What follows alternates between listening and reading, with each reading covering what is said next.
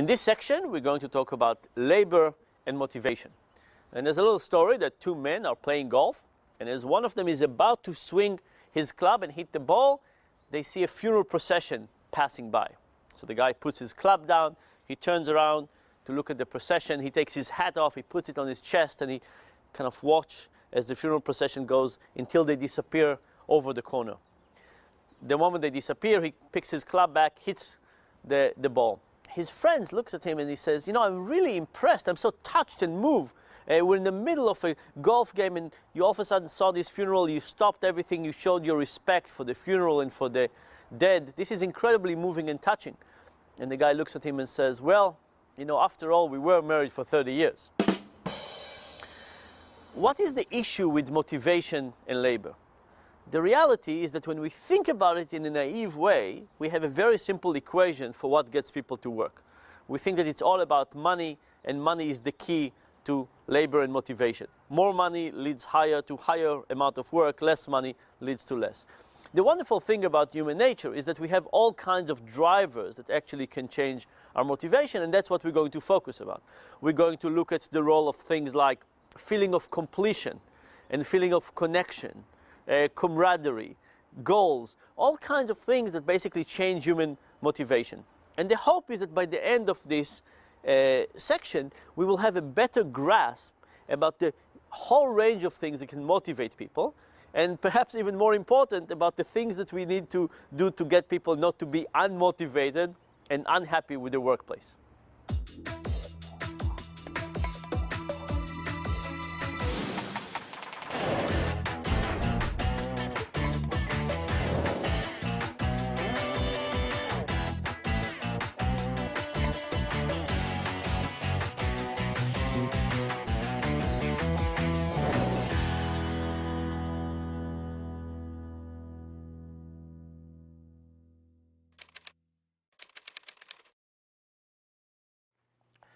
So I want us to think about the marketplace, and I want us to think about labor. And ask yourself, what are the things that motivate people to work? Now, the standard thinking about motivation is that people are like mice in a maze. That all we care about is the particular reward, the cheese, the food that we're getting. And if you think about life from this perspective, that people only care about the tangible rewards that they could get, you would design a particular kind of a workplace. And by the way, I don't think that this is a bad description for all places of labor. I think there are some things that people do just for the money, that there's no other motivation. But the reality is that if you think about your jobs, and if you think about the jobs of the people close to you, how much of the motivation do you think is really driven just by the pure reward, just by the money that we're getting, and by nothing else? And if you think about it, you'll probably come to the conclusion that not much of our motivation toward labor is described by that. For example, if I took my job as a university professor and I tried to think about what is it about my particular rewards that could be described in terms of money.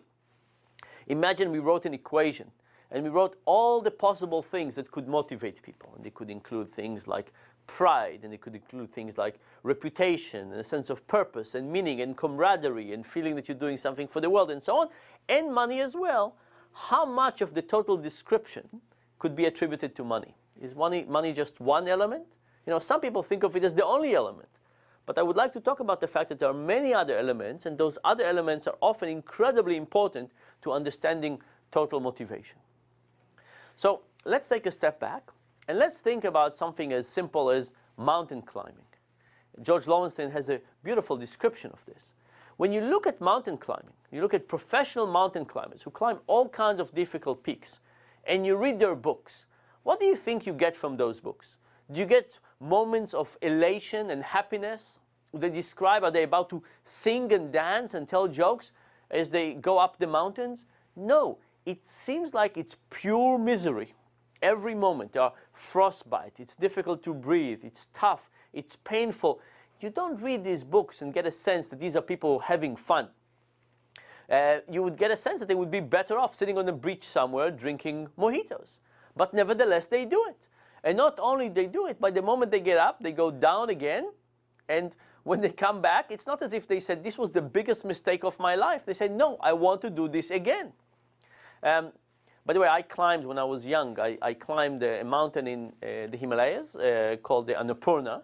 It was about a month of hiking and climbing. And this was not as really serious and difficult as people who climb things like Everest and go all the way up to the tip. But it was incredibly painful and difficult. And when I got to the top, I thought I would just sit there for a while and take in the scenery and enjoy it. But the reality was it was so cold that I just walked down as fast as I could out of there. And again, I don't describe it as happiness, but now, many years later, I keep on thinking that. I keep on thinking back into this event, and I would like to go back. Now, the description of mountain climbing and the description of sitting on the beach drinking mojitos are incredibly different. Nevertheless, people are getting some joy from mountain climbing. What are the possible joys that people could get out of this? And you can think about all kinds of ways in which people do get joy out of these very difficult, complex activities. A sense of accomplishment, a sense of competition, achievement, overcoming nature, proving something to yourself. Right? You can think to yourself, what would happen if you knew in advance that you could never reach the top? You could reach 90% but never reach the top. Would it be the same? Would you be motivated? Probably not. It's probably the sense of accomplishment, getting to the top. Without it, it wouldn't be the same. What if you knew that the moment you got down, your memory would be erased and you could never remember all that? Would you do it? Probably not. Probably part of it has to do with the fact that it enriches our life, our understanding of what we can do, and so on. So if you think about it, and mountaineering is obviously an extreme example, but I think it does bring into mind this idea that we do things for all kinds of reasons. And sure, money is one reason, but it's not necessarily the richness of all reasons and not necessarily the most important one. Now, I should point out that sometimes what we do is we give people money as a way to get the other objective as well. So we can give people the sense of achievement or competition or personal progress by giving them money, but it doesn't mean that that's what they're really getting. They're getting a sense of achievement through money they might have gotten through something else. They get a sense of competition, they get it through money, they might have gotten it through something else. But instead of just thinking about money, I want us to think about the whole range of what people aim for, strive for, and get value out of. And for me, this became the most salient when one of my past students came to visit me one day. He popped into my office. This was quite a few years after he left school. He reminded me who he was because I have too many students and sometimes I forget their names. And then he sat down and he described to me the following case. He was on Wall Street. He seemed to be very happy. He seemed to have a very high-paying job. He seems to be dating a wonderful woman, working long hours, but nevertheless being very happy. But he described to me the following thing. He said that for weeks he's been working on this presentation for a merger and acquisition. And he worked on the presentation, creating graphs and data points and speaking points and benefits and so on. And the day before the merger was going to go through, he sent his boss the final deck, the final PowerPoint presentation. And very quickly he got the note back saying, "Thank you very much, good job, the merger is cancelled." And he felt immediately deflated. Now he worked on that for weeks. Overtime, late at night, on the weekends, trying to do everything beautiful. And his boss appreciated it. And he said that probably his boss would give him a raise because he did such a good job. But nevertheless, he was incredibly demotivated. The fact that his creation was never going to have any use and nobody else is ever going to see it made him lose faith in his job. In fact, he wasn't sure he wants to work now on other projects like that. Now, from an objective perspective, everything was okay. He worked. He enjoyed things as he was working. It was only after he finished that somebody was not going to use it.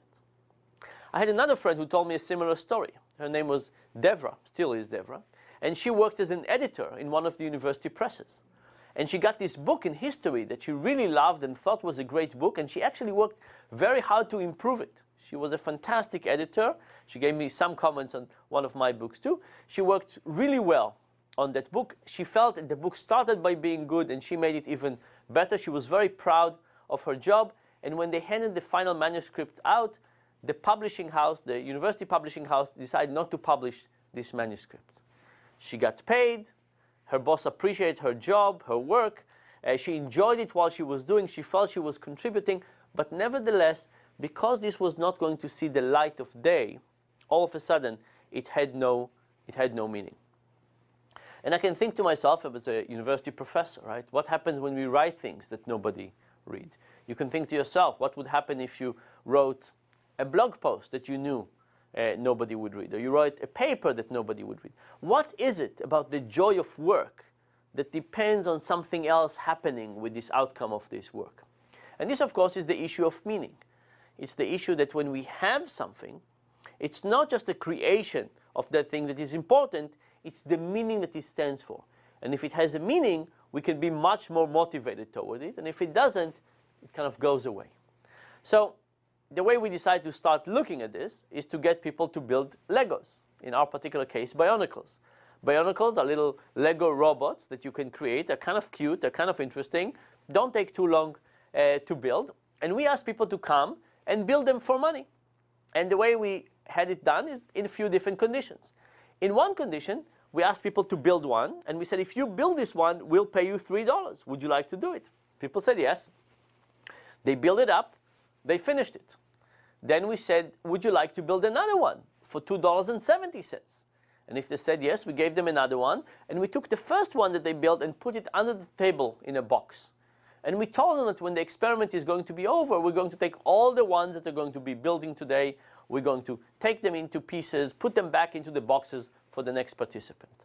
And if they build the one for $2.70, we said, do you want to build another one for $2.40, and another one for $2.10, another one for $1.80, and so on, until they decide to stop. And we call this the meaningful condition. People created something, they created more, until they decided to stop. And what we measured was, at what point did they stop? At what point the value of building it was not worth it for them? How much money they were getting was not going to offset the unpleasantness of building these Legos. The second condition we call the Sisyphic condition. Now, if you remember the story of Sisyphus, Sisyphus was punished by the gods to push a big rock up the hill, and just before he got to the end, the rock would roll over all the way to the beginning, and Sisyphus had to push it again and again and again. And this is a particular version of torture, right? When you have to do the same thing again and again and again with no sense of progress.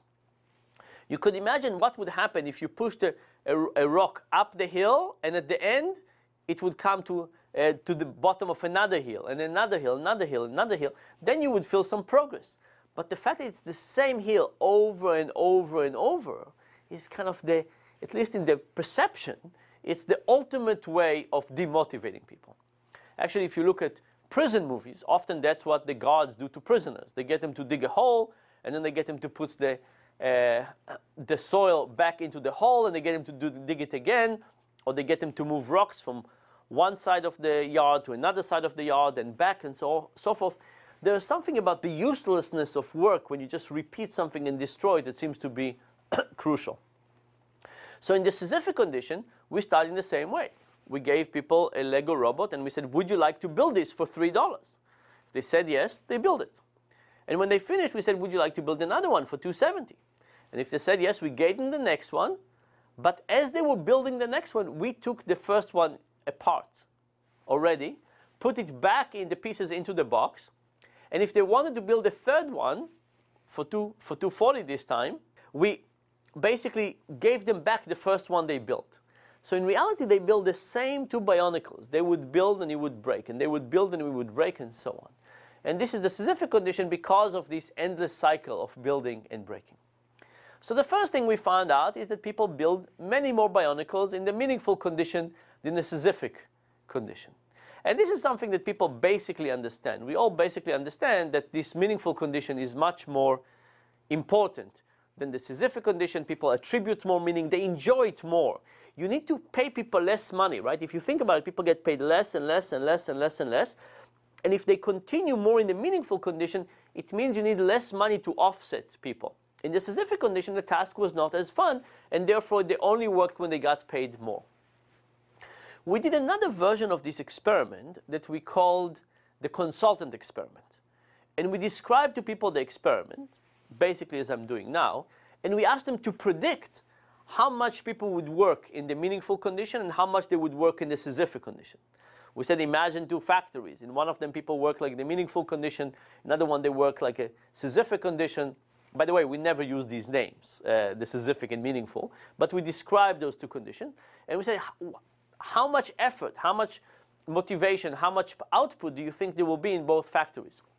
And these consultants predicted that the meaningful condition would have a better output than the Sisyphic condition, but they thought the effect would be basically by 1 bionicle, when in reality the difference was about 4 bionicles. So people understand the role of meaning, they just don't understand it enough. They don't understand the extent to which it is important. And the final thing we found out is that we created a correlation between how much people love Legos. You know, some people love Legos, some people don't, right? There's the natural variations. It's connected to all kinds of other things. And we asked, how is the love of Lego connected to amount of bionicles you would build?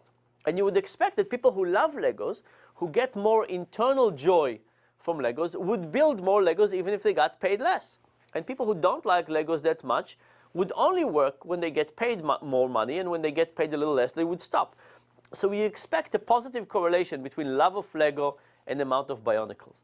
And that's basically what we found in the meaningful condition, but in the Sisyphic condition, the correlation was 0, which basically tells us that once we got to the Sisyphic condition, we were able to choke the joy out of people. We're able to make this an unpleasant task. We're able to eliminate every particular value that they got from enjoying building Legos.